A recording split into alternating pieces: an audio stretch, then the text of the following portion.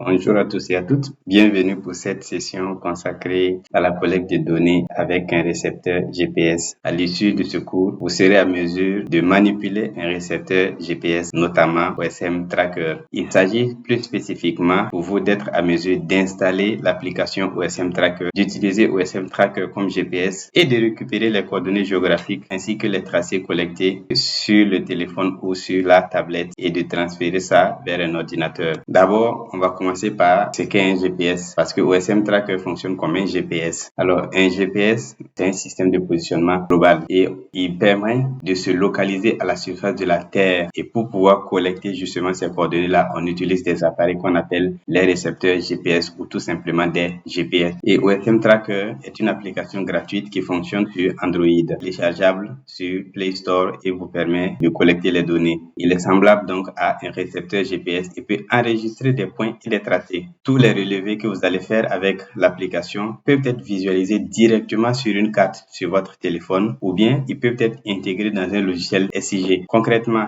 comment cela fonctionne-t-il? Je vous invite à suivre le reste de la vidéo. Comment on peut collecter des points GPS, donc la localisation des différents éléments qui nous intéressent avec notre smartphone en utilisant OSM Tracker pour Android. Vous devez dans un premier temps avoir la connexion Internet pour pouvoir installer cette application ou bien vous devez avoir le fichier APK déjà que vous allez installer. C'est une application classique. Donc je vais dans Play Store, je recherche OSM Tracker pour Android, je clique sur installer. Une fois que le logiciel est installé, vous n'avez plus besoin de la connexion Internet. Il fonctionne en mode hors connexion. Il est maintenant installé. Quand je regarde, l'application se trouve sur mon téléphone. Je peux l'ouvrir en cliquant simplement dessus. Pour le moment, je n'ai aucun enregistrement, d'où le message vous n'avez pas de traces. Si je souhaite faire un nouvel enregistrement, je peux cliquer sur le bouton plus qui est soit en haut, soit celui du bas. Vous devez autoriser OSM Tracker à accéder à la localisation de votre appareil et vous devez vous assurer que la localisation GPS de votre smartphone est activée. Donc je reviens sur l'application. Pour le moment, on a l'application qui est en train de rechercher des satellites pour pouvoir faciliter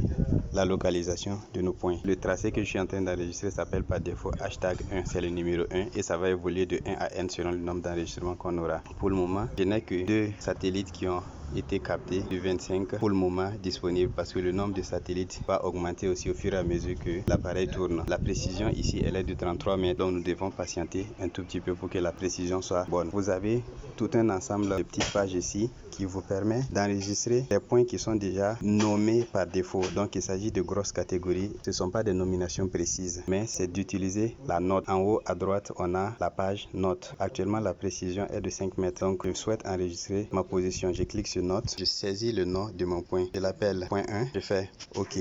Donc il vient d'être enregistré. Maintenant, je peux, lorsque je suis sur le terrain en train de faire les enquêtes, me déplacer. Et lorsque je veux enregistrer un deuxième point, je clique sur note. Je l'appelle point 2, je fais OK. La précision, elle évolue selon la couverture nuageuse. Quand le signal en haut à droite est au vert, cela veut dire que on peut effectivement localiser notre position et se référer toujours à la précision qui nous est donnée. Vous avez la possibilité, en utilisant la flèche du bas de votre téléphone, retour en arrière, d'accéder à votre tracé. Il est nommé par défaut. Le mien, il s'appelle 22 novembre 2020. 15h26. Si je souhaite avoir un peu plus de précision sur cette trace-là, tenir le doigt là-dessus et là, j'ai les propriétés de cette trace qui vont s'ouvrir, parmi lesquelles arrêter l'enregistrement si je souhaite arrêter, reprendre l'enregistrement. Au cas où je l'arrête et que je souhaite reprendre plus tard, j'ai la possibilité d'afficher sur la carte ma position. J'ai la possibilité d'exporter comme fichier GPX.